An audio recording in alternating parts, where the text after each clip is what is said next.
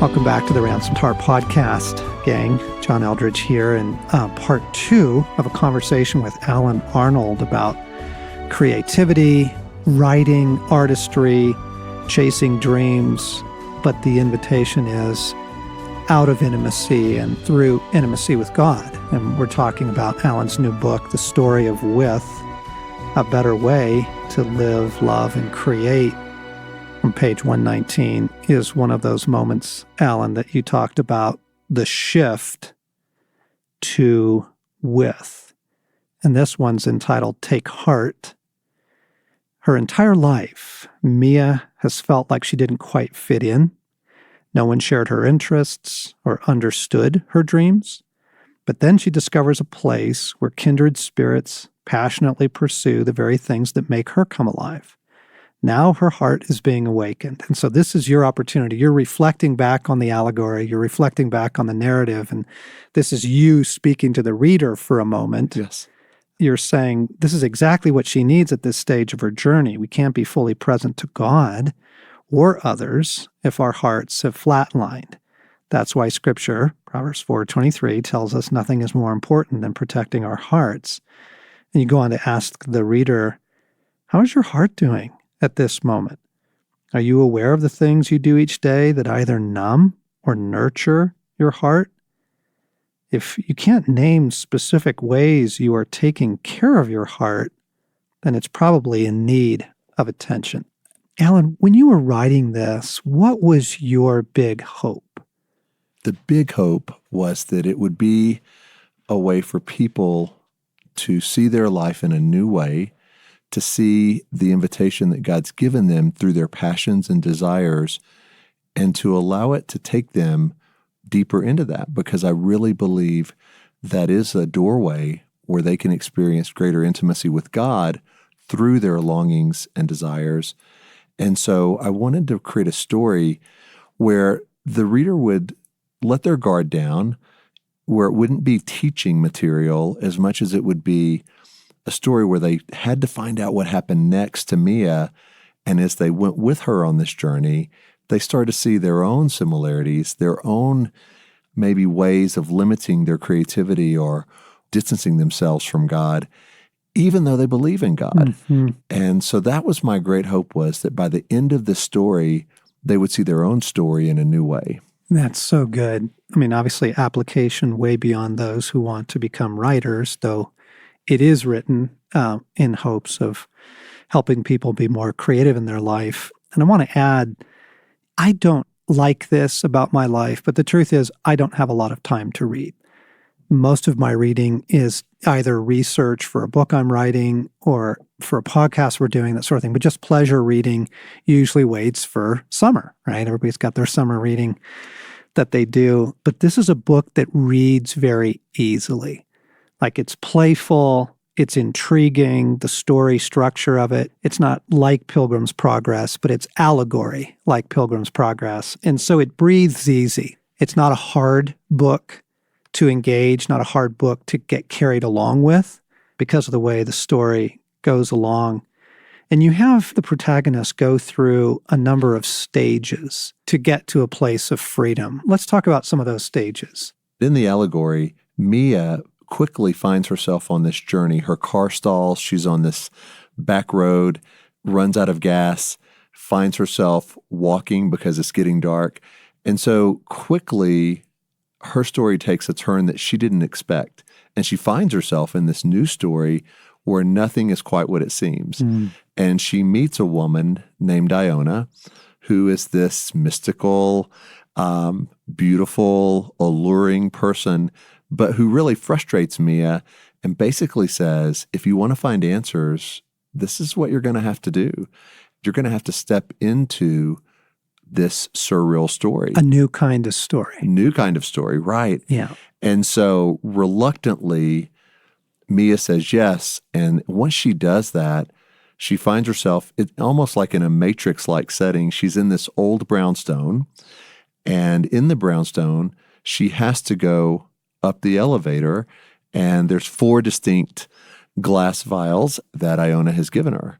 And those 4 vials have to be filled, one at each level of the elevator. And when the elevator doors open, it's not the second floor of the brownstone or the third floor. It could be the desert or the ocean that's pouring in on her. Yeah. And so she finds herself in a place where the rules no longer apply. Yeah. And she has to pursue what Iona's told her, and she has to try to figure out what those vials need, because until they're satisfied, she can't move on. Mm-hmm. Okay, let me pause you there, because what I thought was very, very helpful early in the book, the first couple of stages she needs to overcome is fear and control. Yes. And they are in the way. Right. Right? I just think that's really accurate to a lot of our lives. When we are in fear, which leads us to control, right? To try and control our lives, control our circumstances, control other people. Right. Even try and control what God's doing in our lives. We are shut down. We are not open to what could happen. And the more we try to control, the smaller our story has to become. Yeah. Because there's very little we actually do control. And so Iona takes her story and tries to invite her into a much larger story where the protagonist is staying in a smaller story. And I don't say this in the allegory itself, John, but I came up with the name Mia because the initials are MIA. Yeah. And like a lot of us, she starts off missing in action. Yeah. She doesn't really know who she is. She doesn't really know the way forward. She feels like she's making a guest appearance in her own life. And so that was my way of kind of as a creator defining Mia even by her name is she's lost and she's trying to find her way now in a larger story. I won't go into what the vials are because I don't want to spoil that for the reader. But ultimately, at each level, she learns something about who she is. She's on a search for her father, really. Yeah. And I don't mean in the allegory, it's not God the Father, it's her earthly father. Yeah. Who walked out on her life and she Right. trying to find him. Yeah. And she believes he got lost in this other realm, other story. So she's on a search for her father, a lot like we're on a search for God the Father. But in the allegory, it's her searching for her earthly father. And what I hope is readers will see she's journeying really from what I would call the orphan realm to the goal is to get to the freedom realm. Oh gosh, she's such an orphan. I mean, her mindset, her posture, her approach to life is all based on scarcity. It's all based on you got to fight for anything you're going to get. It's all up to me. It's a great, great picture of the orphan mentality. And when you're in that orphan mentality, it's so hard to trust. It's so hard to even understand, wait, there's another realm I could exist in? Yeah. Like there's actually a whole nother way to interpret and to see life and to see what's truly going on. And so she's living as an orphan in terms of her and her earthly father, but also in terms of her and God, and also in terms of her and others even. Yeah. Because when you start trying to live in a small story, you don't really have a lot of space for others to come alongside you. There's a part in the story that I love later on where she meets this wild bohemian creative fellowship. And there are people from all disciplines, architects, chefs, storytellers, musicians. Yep. And just to go, wow, there is this fellowship available and I'm actually invited to be part of this. That was something I really wanted to let the readers know because in the section you were reading earlier, I just want to return back to one thing there. And it's talking about the heart, but in it I say, what if our deepest desires, the very things that make our heart come alive, actually serve as a source code that draws us to God? I believe God instills a unique set of interests and talents within each of us, knowing the more we pursue them, the more we encounter Him. God creates a world of wonder and then places a corresponding wonder in each of us. Imagine it, the very things in life that we're drawn to were made for us. His motive in giving you specific talents isn't primarily so you'll be productive. Here's your gift, now get busy making things happen. It is so your desires can find their fulfillment in Him. productivity and efficiency aren't what he's most interested in. They measure the external performance, but never the internal rhythm of your heart. And gang, you just got to know, this is a man who's saying that out of personal experience. Because Alan, productivity, you were Mr. Productivity. Oh, that was the code I lived by. I mean, your whole executive life, it was all based on numbers, sales goals, right? Right. And I can even now, looking back, name the literal day that I shifted in my heart to that way of living. And it was at the ad agency I was working at. I was there on a Saturday, and my boss's boss was there. And he was working, and he saw me working. He didn't even really know my name, I don't think. But before he left that Saturday, he handed me a sealed envelope. But when he first came in, he asked me what I was doing. And I said, well, my dad's coming in later today to visit, but I just wanted to get all this work done. And so he sends me home with this sealed envelope and says, give this to your dad. Don't open it. Well, I had no idea because he didn't even really know me. And so kind of with fear and trembling, I said, Dad, the head of this group has this message he wanted me to give to you. And my dad said, what's it about? I don't know. And so my dad opens it with me there. It's handwritten, and I still have that letter today. And it says, I want you to be proud of your son because he's the kind of man who will work Saturdays, weekends, late nights to get things done. And that's the kind of man that will change the world. And when my dad read that, he lit up with, he was proud. Of course. And something in me said, yeah, I can be, and I am that man, and I'll get it done. I'll work harder. I'll do more.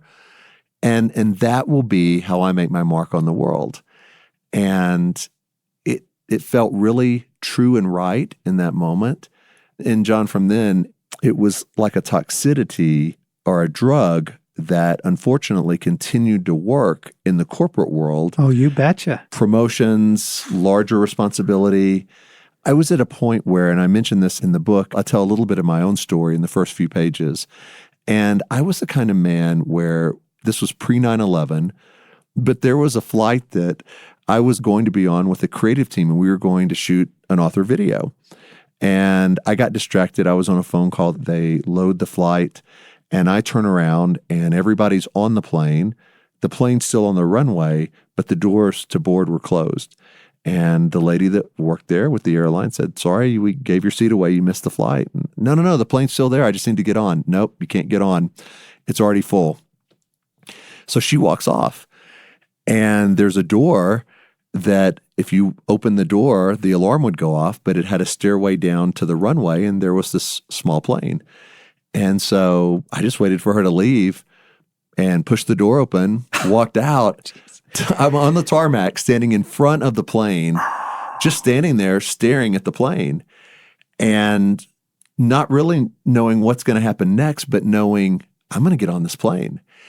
And thankfully, again, it was pre-9/11 or I would have been shot. Or you would be dead. I'd be dead. Or in some federal penitentiary. Right. But in that moment, the pilot steps out, walks over to me. What's the problem? What's going on? Well, somebody took my seat. I need on this plane. And John, I was so sure that I was the guy that was going to make things happen that it worked. Like the pilot had the guy that they'd given my seat to escorted off. I get on the plane. Everybody on the plane, except for the video crew, is like, who is this jerk? Yeah. He's delayed the flight. He's standing in front of a plane. But I didn't even realize that. I just thought, man, yeah, I'm the guy that makes it happen. Yeah. And that was the trajectory of me living as an orphan, only as good as the next achievement. But the achievements kept happening, and I kept pushing myself harder and further. And it took many years before that illusion of success and productivity crumbled. Yeah.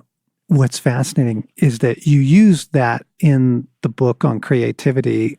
You keep inviting people back to their story. You can't ignore your own story and hope to, A, connect with God or be a creative person, chase your dreams, find his path for you. One of the things that makes Mia's story work is that it's based on small series of consent.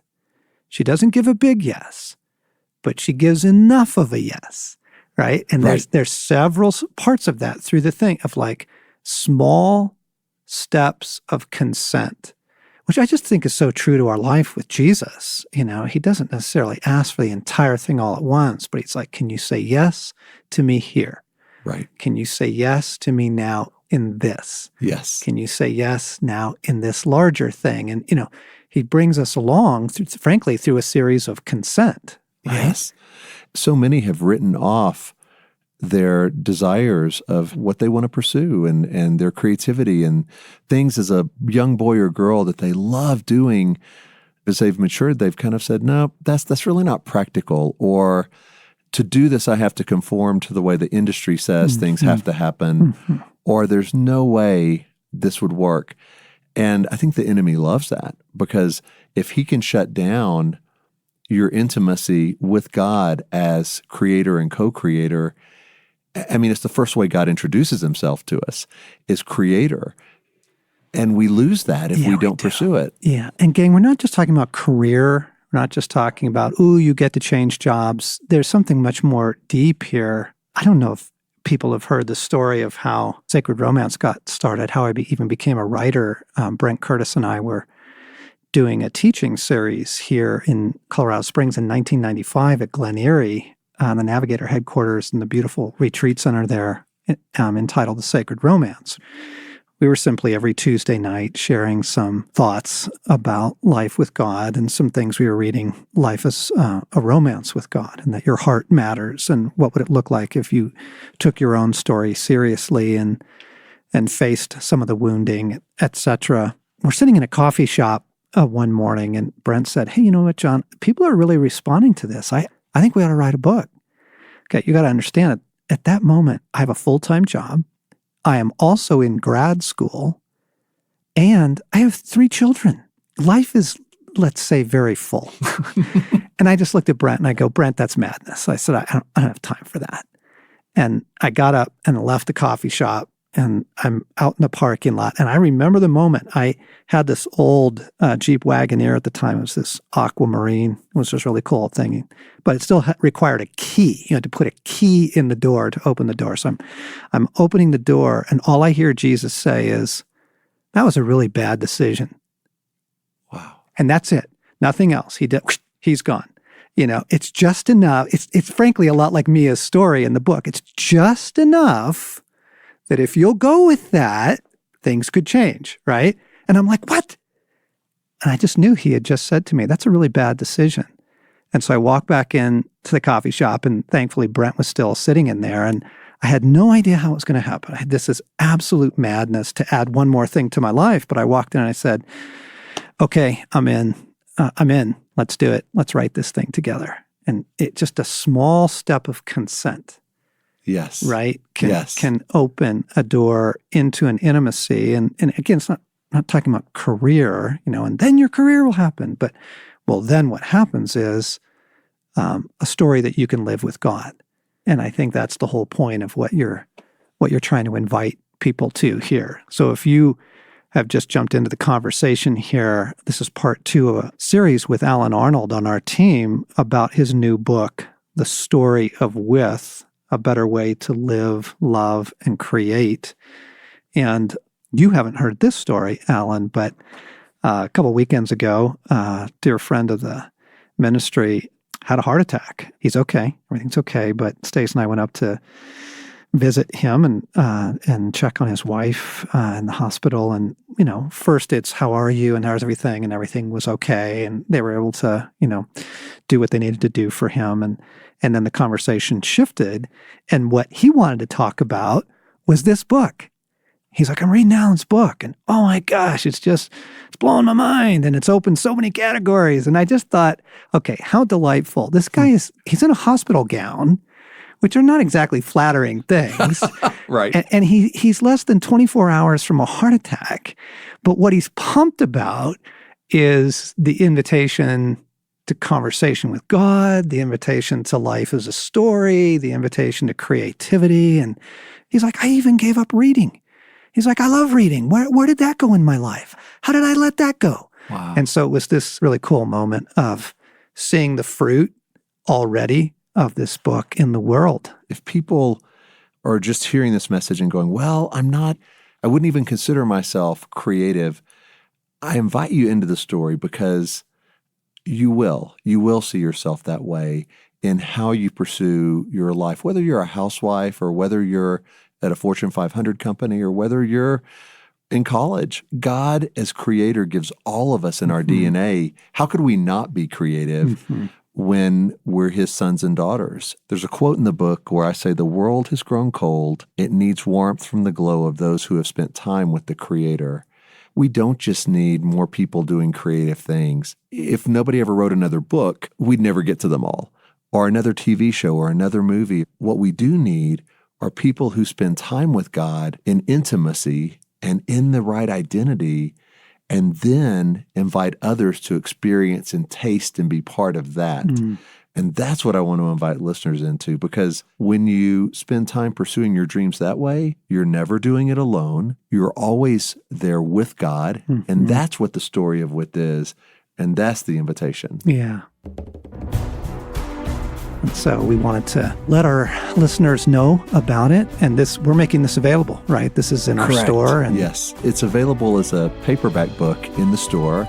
If people want an e-reader version of it, that's on Amazon. Okay. So they can get that on Amazon. You've been listening to the Ransomed Heart podcast. Alan Arnold and John Eldredge talking about the book, The Story of With.